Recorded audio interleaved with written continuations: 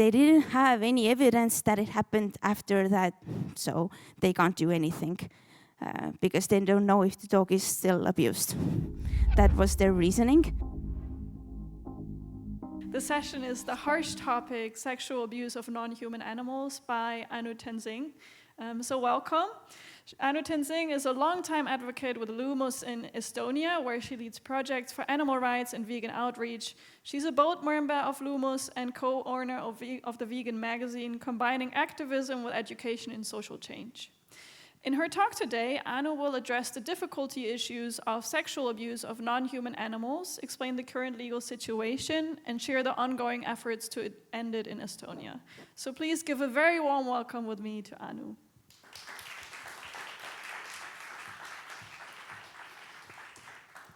Thank you for the introduction. So I'm Anu, and people often ask why I'm even talking about a topic like this.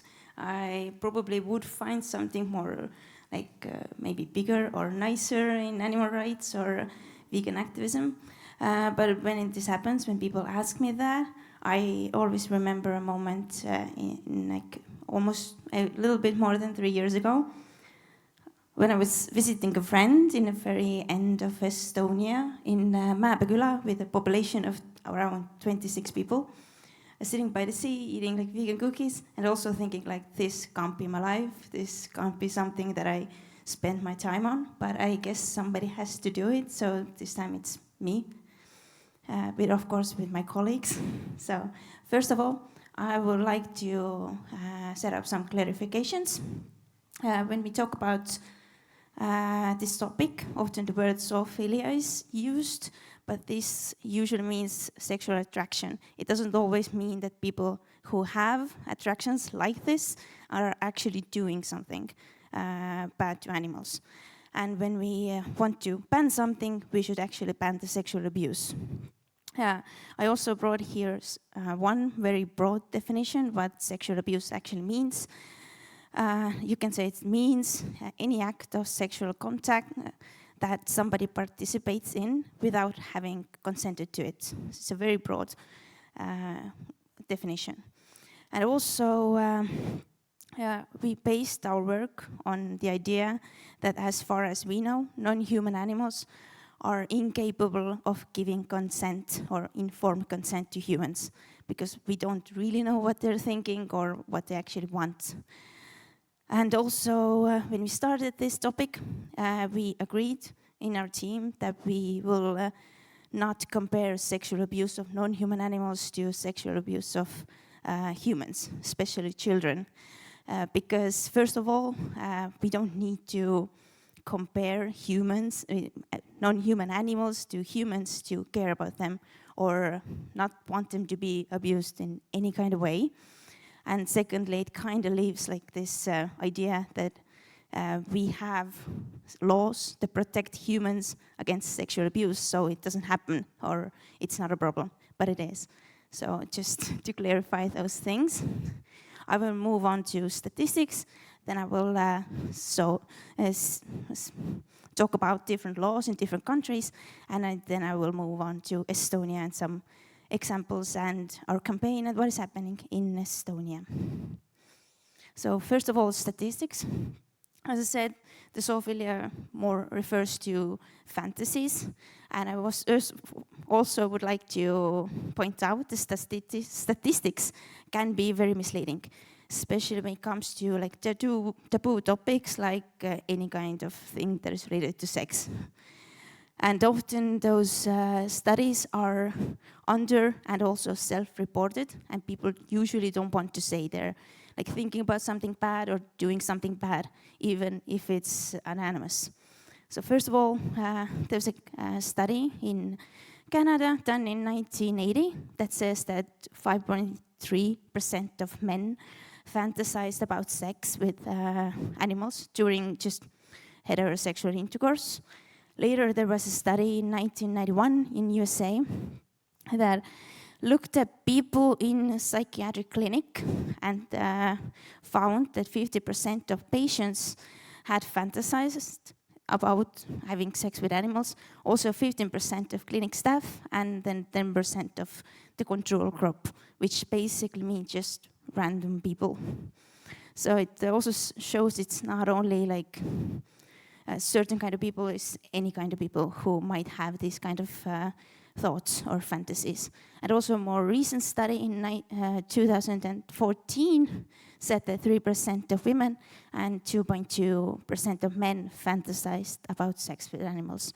So we don't hear about it a lot, but statistics show that a lot of people have at least thought about it. Then statistics about acts, actually.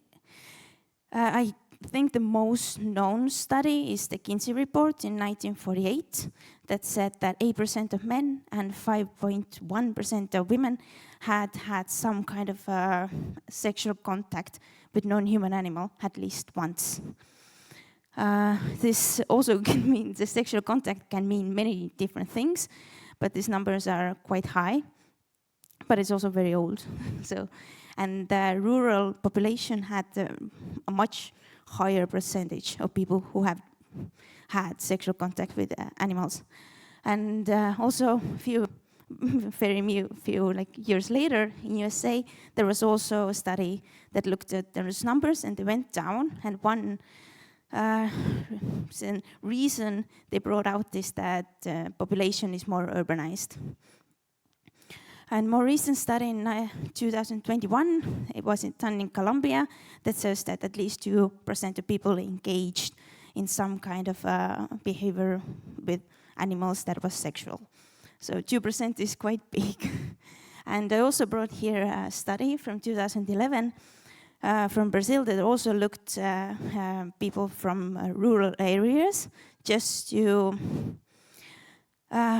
bring out that in some areas in the world, there are communities that don't see those acts as something bad. It's more like a cultural thing that people are participating in without it being like frowned upon. But in our work, we didn't really focus on it because we wanted to focus banning sexual abuse in Estonia, and if we talk about like in some communities things are worse than in Estonia, then people think that we don't have to do anything in Estonia. Moving forward, there are also many links to other crimes. For example, in 2019, there was a study that looked at people convicted of sexual abuse of non-human animals. And so a lot of them also raped children and adult humans. More than half had some kind of a prior convictions. In 2016, there was a study that showed that a lot of people who self-identified as zoophiles, meaning that they said they have these kind of urges, also admitted having pedophilic tendencies. And in 2016, there was a study that showed that young sex offenders also showed zoophilic tendencies. But when it comes to sexual crimes in general, usually it's not only about sex, it's often about having power over somebody else. So it's a little bit questionable, as it usually happens with the statistics. And of course, the most important is how it actually impacts non-human animals. So in 2001, there was a study that looked at injured pets, and 6% of them had sexual trauma. Usually it was internal bleeding, sometimes it was even fatal. And they also brought out that mental suffering is very difficult to measure.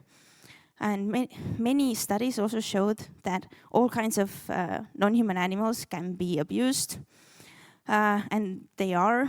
and the most common are dogs, horses, farmed animals, for example, pigs and goats. And mostly the victims live with the abuser, or they're known to them. Like maybe they work at animal farm, so their access to the animal. It's usually not like a stranger. So here I brought out some examples on a ban on sexual acts on animals. For example, in Germany, it is banned to use animals as for your own sexual satisfaction or providing to somebody else. In Norway, any kind of sexual interaction with animals is forbidden, and same in Sweden. Any kind of sexual act with animal is forbidden. Here's a little bit more interesting example. It comes from United Kingdom, and it's as you can see, it says it's basically the penetration is illegal, which in one way is good because it's very clear what they mean by sexual abuse or sexual contact with an animal, but it leaves out a lot of different ways people sexually abuse animals. And one of the examples I will show in a few slides. And also very interesting here is that they say it only applies to living animals. So I don't know what happens when it's done to a dead animal, which I assume is not also very nice thing to do.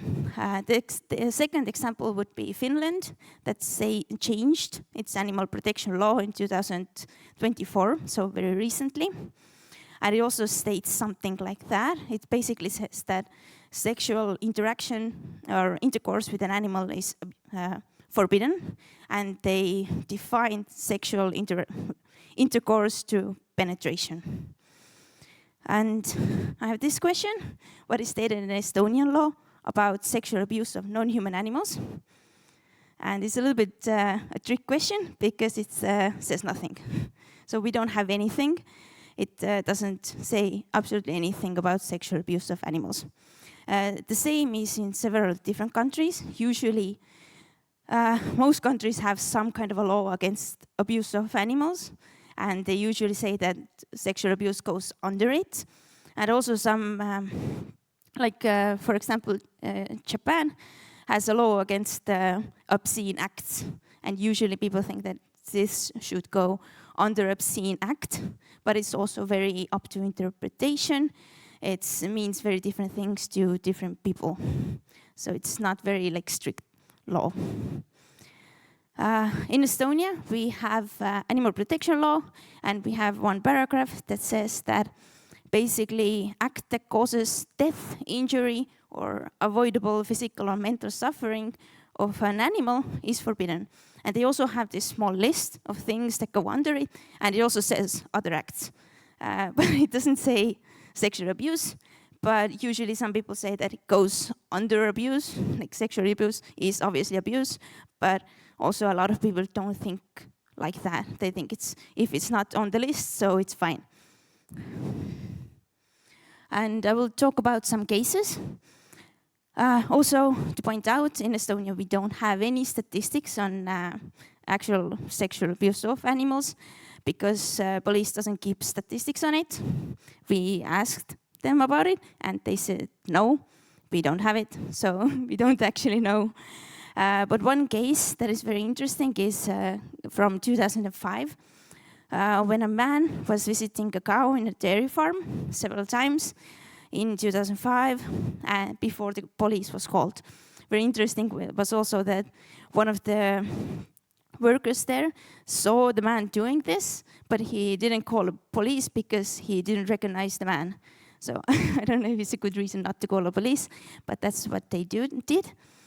And as far as we know, it's the only case where actually someone was convicted for having sex with a non-human animal based on this paragraph in animal protection law. He was also fined 600 krones, which is around 38 euros, which in 2005 was also not a lot. And very interesting, in one of the articles, it says that dairy farm stated that her milk production didn't decrease, so I guess that's also good for them. It's interesting that even like a rape victim, we also see her like a machine, I guess. The second case I want to talk about is a horse. That I guess it's the most known and most talked about case in Estonia when it comes to sexual abuse of non-human animals. The case is that a man was visiting a horse, very like expensive horse, like race horse, between 2018 and 2020, before any action was taken. And in this case, mostly the owner of the stable was found guilty for letting the horse to be injured and had to pay to the owner of the horse. And the man who actually did the act, actually raped the horse, was punished for trespassing and breaking the window while trespassing. So, but he wasn't, there was nothing done for the man for actually hurting the animal. And the third case is a quite new one. It happened last summer. It actually happened 3 years ago, but it came out last summer when a TV channel published a video that was 2 years old, where you could see a man lying on the grass performing oral sex on a dog named Karo, and that's actually the dog. We can also go back to the law in England, UK, and Finland that only ban penetrative sex, so this wouldn't be banned by this law at least. But this video came out only because the man who was doing this got into an argument with a friend who filmed it, and so to punish her, like their friend, he published the video or sent it to the TV channel. So that's the only way it actually came out. Probably those things are happening quite a lot, but we don't know them because people don't call the police, or they don't want to rat out their friend. So this is a very good example of this. Also, in this video, you can see that there was a woman, this man's wife, with a young child, and they were laughing, and she was like explaining what is happening. And as far as we know, nothing was done because of that either, because I mean, I'm pretty sure it's just child abuse. But coming back to the dog, at first, the government didn't want to do anything, mostly because they didn't have any evidence that it happened after that, so they can't do anything because they don't know if the dog is still abused. That was their reasoning. But the good thing is that the dog was taken away after that and found a new home where I hope he's not abused. Then there are many cases that are not in media. There is this international worldwide forum called Sovilla, where everybody can join if they want. Like if you want to, you can join. And there are a lot of people talking about this. A lot of people sharing their experience, looking for like a friend. Usually it's a dog, and just sharing different things that they think about. For example, here one person says that they have heard that the sperm from dog or a horse is interesting, so they want to try it. And there are many, many examples of this.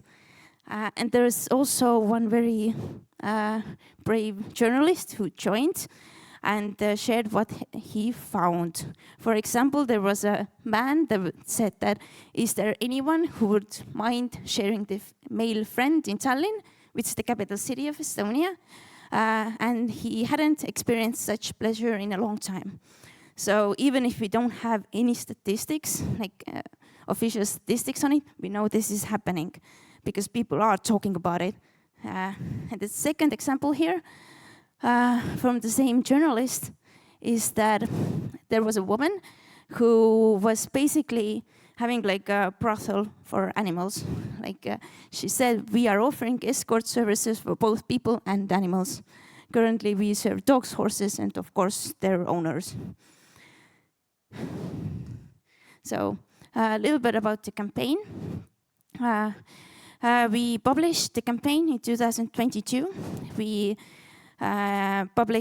published a petition. It's similar to ECI, if anyone knows, in Europe. It's basically you get like specific amount of signatures and you can send it to the government, and then they actually have to respond, have to do something about it. So they can't like ignore it. So that's what we did.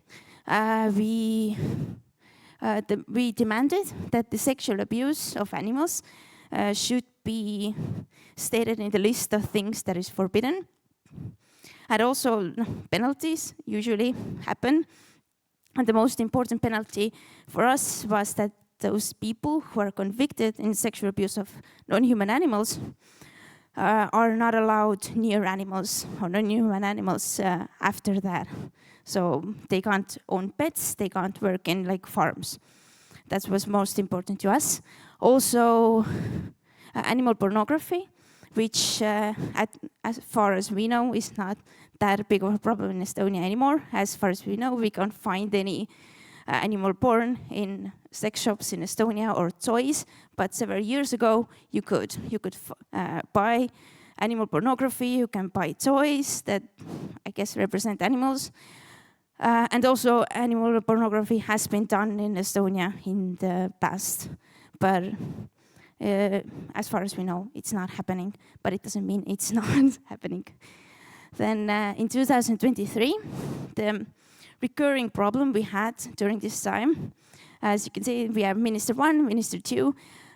Minister kept changing during this work, and if you have worked with done lobby work or worked with politicians, you know, if the minister changes, everything stops and nothing happens for several months.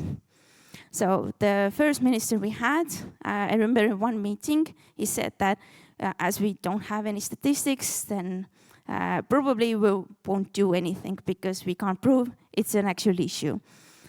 But he wasn't the minister for long. But after this petition, they had to do something. So they invited us to the Legal Affairs Committee, where we talked about it. And the result of this meeting was that the proposal that we set up was sent to the government to give formal response. And they did at the end of 2023. And this was like a big win for us because it says the current law leaves too much room for interpretation.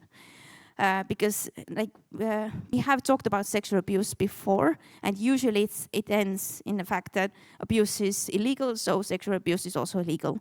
But now they agree that the current law doesn't actually work as they want it to work. So it leaves too much room for interpretation, therefore they actually have to do something. So that was a very big win for us. Next, the minister changed again. So everything was shelved. Then the case of Karu came out, the dog I talked about before. And luckily, the new minister said that it's an issue that we need to resolve in the near future. And in beginning of 2025, she said the preparations are done. And then minister changed again. But luckily, he was very on board and said that it will be, the preparations are as they are, they will move forward, and the proposal will reach the parliament in autumn, where it also has to pass 3 readings, but it's a big step because for now it's the first time it reached parliament. And hopefully it will be banned in Estonia in upcoming months. When I applied to present here, I was hoping that maybe by the time I'm here, it's already banned, or we have proposal in parliament, but we don't. But hopefully it will be there in autumn, and it will be banned in upcoming months. And also we met with the ministry and the officials in ministry, and they also confirmed that this ban will be done in Estonia. And also some just campaign strategies.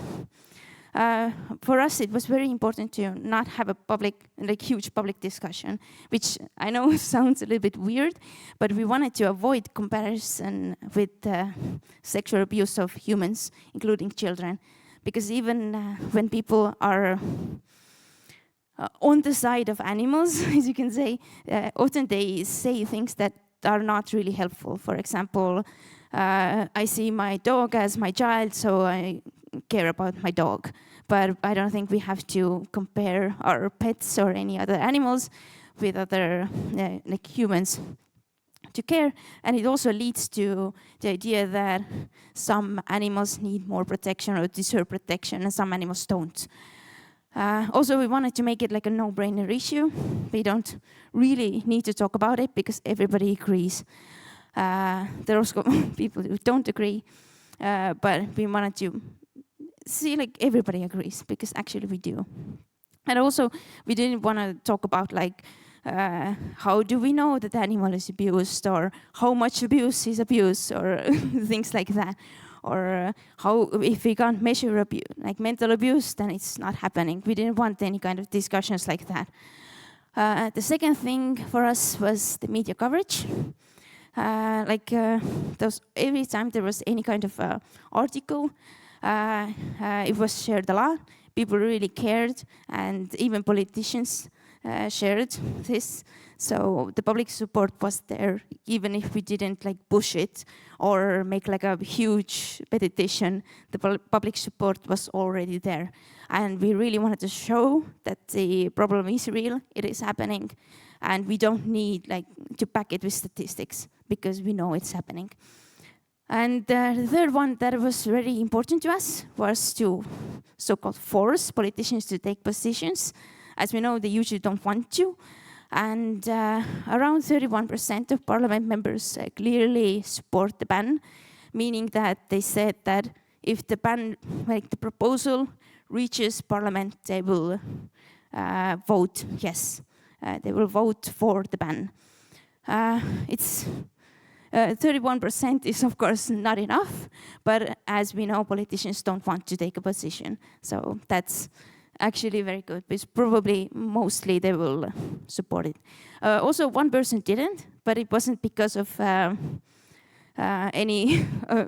she didn't support sexual abuse of non-human animals, but she just didn't like the way animal protection law was written in general, so she didn't support it. But she's also not in the parliament, so it doesn't really impact a lot. So this was our campaign. I hope it was interesting. And I want to thank you all for listening.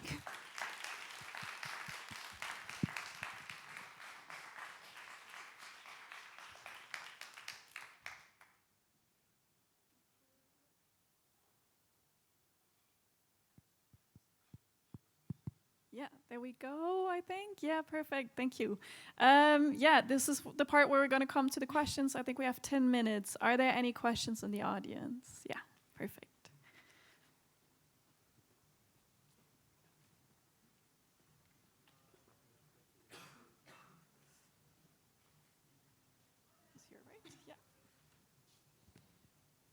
It's actually not a question. I just didn't see any other hands. I just thought the way you presented it and also kind of following you in your story and then having a sort of positive outcome, I think was really interesting to follow. So I just wanted to as well thank you for your work, and I think it was very brilliant you've done. And I have never heard of the issue before, so it was also, well, I don't want to use the word interesting, but it was very informative to hear about it and also see how you can make change happen.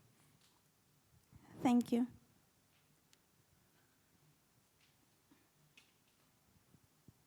I don't have any question, but I just want to thank you, Anu, and your team about talking this very difficult topic. I used to live and travel in South America for 6 years, and I exposed many cases, but nobody was interested. Not the police, not the neighbors, they just told me to shut up. So I'm very happy that somebody is doing work against sexual abuse of animals. Thank you so much. Thank you.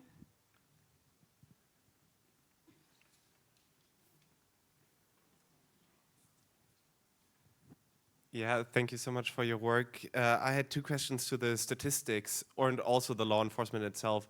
So for the statistics, I wanted to know if they actually make a distinguishment between like the personal animal abuse and basically like dairy industry animal abuse or anything. Is that captured in it? So are dairy farmers during their work hours also part of those statistics? I haven't found any statistics like separately from like for companion animals and farmed animals, but I would assume it happens for more with companion animals because it's easier to hide, because nobody sees it. You don't take your animal to the vet that you have abused, obviously.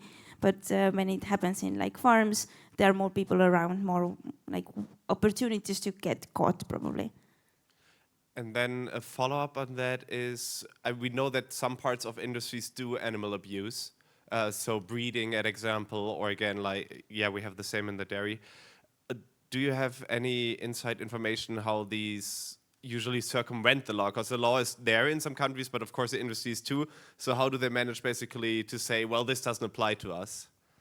Usually they have this one sentence at the end that it doesn't apply for medical procedures or veterinary procedures, or also for animal testing in Estonia.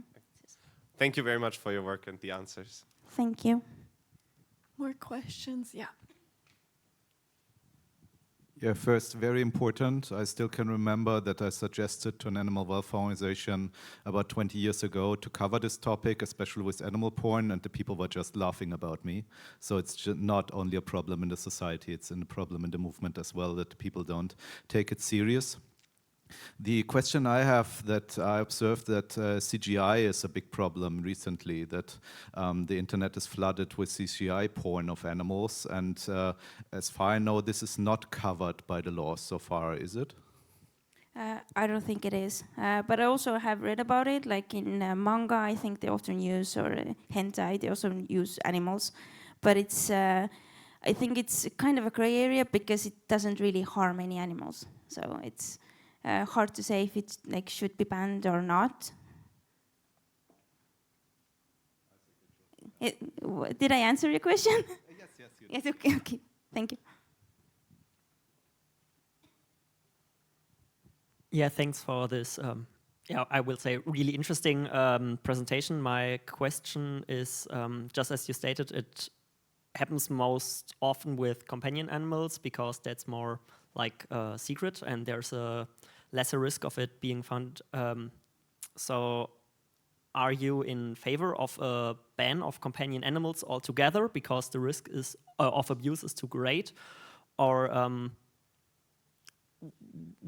don't you or do you have another position on this topic?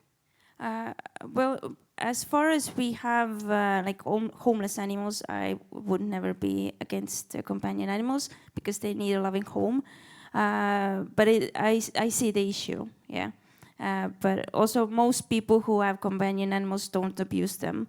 Maybe there should be more strict background checks on animals, and also ban on owning a companion animal when you have done something really bad. So there's a risk. In Estonia, there is this issue that the ban on basically owning animals is never given to anyone, even if you do something really bad, like throw your cat out of a window, you don't get a ban on owning companion animals. Are there any more questions? Yeah.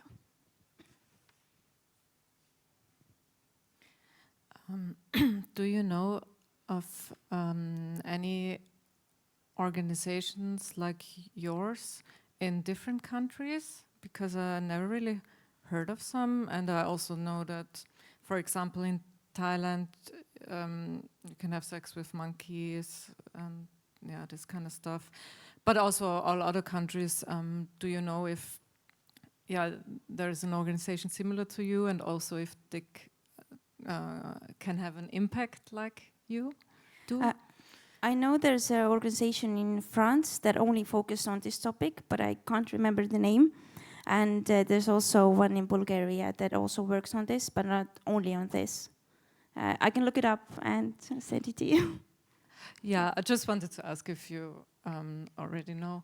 And also, thank you for your work. It was Thank you. very good to hear that you can make change. Any more questions? Yeah. Thanks for the work that you do. I'm wondering if this type of work that you do can be like a stepping stone for other people that are trying to change policymakers' views on animals. So you already have like a way in to the parliamentarians, for example, would other organizations that are trying to make political changes, do you think that the parliamentarians who are supportive of this issue, do you think they'll also be supportive of other farmed animal welfare improvements? For sure. For example, we proposed that the sexual abuse would go under like the list that I showed. Then it also opens up the opportunity to add other things there. And also when we talk about sexual abuse, we have also discussed with politicians that maybe our laws should change in a way that animal is not basically like a thing in a law. Because in Estonia, it's something between thing and a living creature, but maybe we change it so that the animal is always seen as a living being, a sentient being, and that opens up a lot of opportunities to protect animals more. Any more questions? Then I would actually like to ask the last question, maybe. I'm kind of wondering what you're actually hoping for in the future when it comes to like research on this topic or statistics or maybe policy making, not maybe even in Estonia, but maybe on a Europe kind of level or even a worldwide level. What are your hopes for the future? Of course, more statistics, but also one thing that I didn't cover in this, but we have also talked about a little bit, is that people who have tendencies like that don't do anything. So I think this is like more like before work, so they don't end up doing bad things to animals. That would be very, helpful. So. Yeah, perfect. Thank you so much for this very important work. And let's give one last round of applause for this awesome presentation. Thank you.